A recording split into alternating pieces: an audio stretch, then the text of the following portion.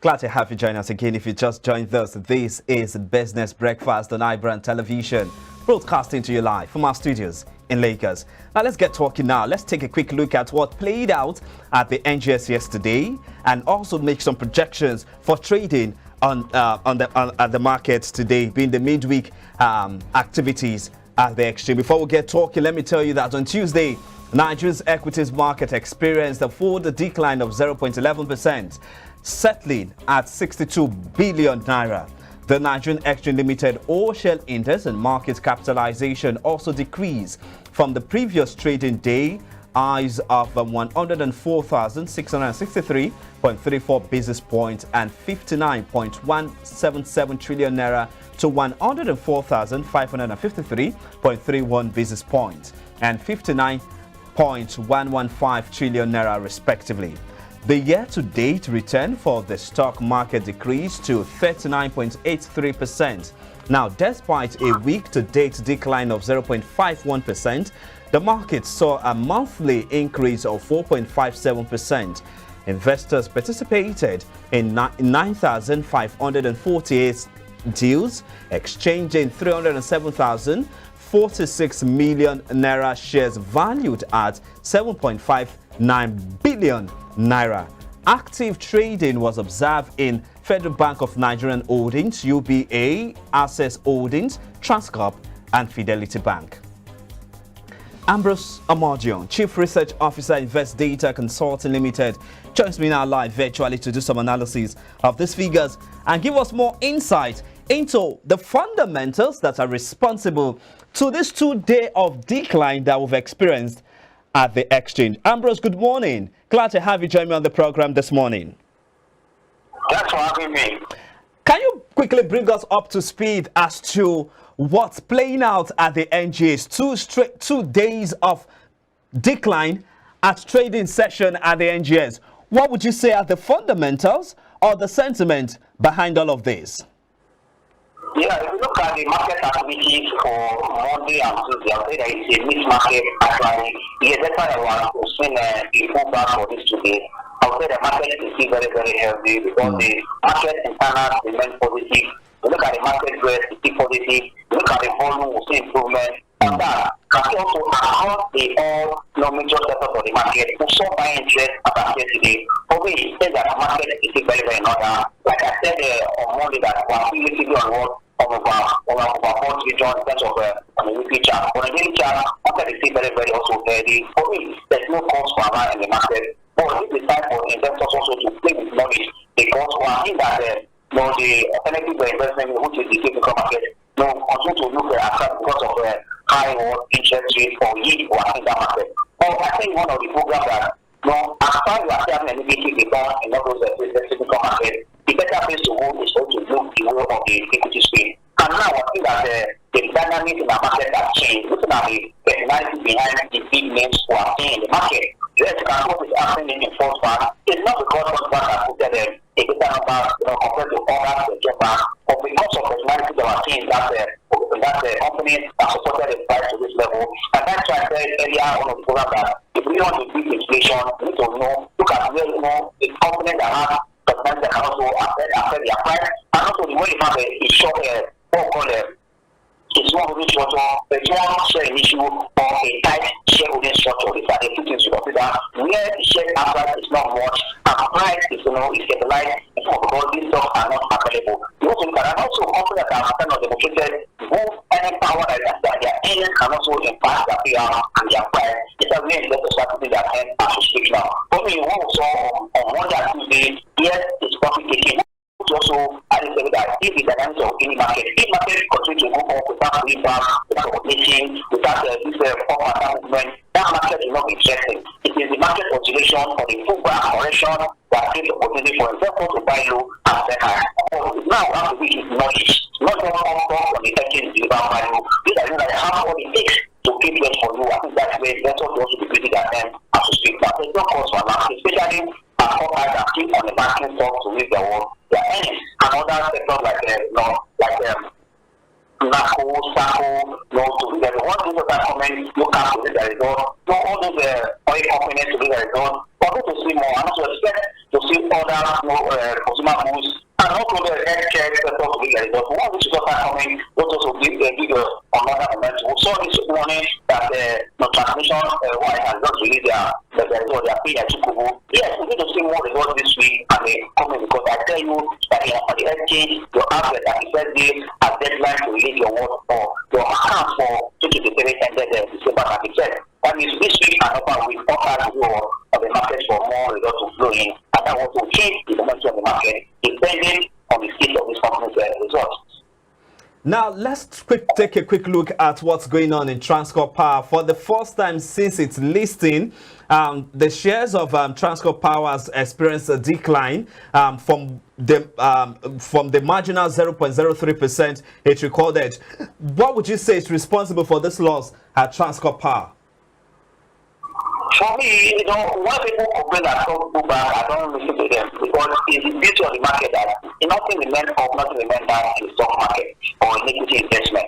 For me, what you are saying is also people that say, for people that are going to buy Transcorp on the day it was listed at 240, and it had it almost 380. They make profit, they can catch their profit, and we want to be able to enter. Those that are able to buy that period, because I would say that the potential and the prospect for utility companies, when it comes to power in Nigeria, I think there's a lot of upside for those companies there. You can see, how the way they move from as low as 100 naira to 1,000 naira. Yes, we know that it might not be a rate of the company performance, but because of the shareholding structure and also the share in issue, and also how the price are moved. That's why I said, for me, if you are transfer any pullback opportunity to buy, for those that are able to get the rest of this year, or I tell you, probably taking a part of the market, and that's what we are saying, the transfer power. Quickly, let me get your thoughts on this development. The Securities and Exchange Commission has declined the request by PZ Cousins Nigeria to delist from the NGX. How do you react to this? What's the problem with SEC, and why is PZ Cousins actually delisting from the capital market? Yeah, actually, if you look at the equity market or stock market is free entry and free exit. Very true. For years, we have regulators in the market. It's possible that the regulator has seen the reason why they are exiting, that it's not tenable or it's not tangible, or the one who said they want to give to manager that is not enough. That's why they are postponing it, or they are not giving the inquiry to the list. Also, we learned that PZ also has invested in palm oil, and very soon we start investing palm oil in the arena in Akwa, and look at already in the power, they are the one the power oil for the now to palm oil, just like what the Komu and Presto is doing. Then if that is what at this point they want to delete, and we would have that those investments that they don't really need or getting to start breaking it more, they want to delete. I think that said reason why they are suspending why they are doing that to delete. And also that is why the first thing that really invest to tell the investor, if they can start in this direction for me, the local development for tech. If you can sense typically as an approve or not or disapprove. But for me, it's a good step in that direction. But I think that they tender more genuine reason, and also the protect them to go. Because I think that it's free entry and free exit. But the regulator has time to ask questions and also to protect what the market shareholder anytime, any day. All right, let's take a quick look at this now. The company, that's PZ Cousins, actually posted a pre-tax loss of 73.8 billion naira. Now, with the losses that this company has posted and all the losses that some other companies are recording at this point in time, don't you fear any further delisting from the market? And that's one. And also, don't you see that companies like this will also be thinking of exiting the Nigerian business market? For me, I don't see that way. Why we be exiting the Nigerian market where we are making money? What I know that. But we've seen a lot of companies leave in Nigeria. JSK left, others are leaving. So why would PZ Cousins actually leave? Hold on. When you are releasing and you are paying good no value for money, it's a different thing. Of course, like I think I said, that is what I mean. They are not saying that they are going. They are saying that they want to go CEO of Nigeria Public Company, which is the Coca-Cola that is listed for the SEC in Nigeria. For those that you have invested into this palm oil revenue, when you are listed company, now that it was time to see the result of your investment, want to delete. For me, I think SEC has done the right thing. Let them hold it now. But we have to say, like I said, it's free entry and free exit. But I think the SEC has reason why they are taking it down for now. But let's wait and see. But I believe that not because other companies are in Nigeria, that means everyone else should start running. No. They have potential to stay just because the effect issue, and I believe that government is not speaking, not able to work on that effect. They are in production, and other secretary tax member and find it cost.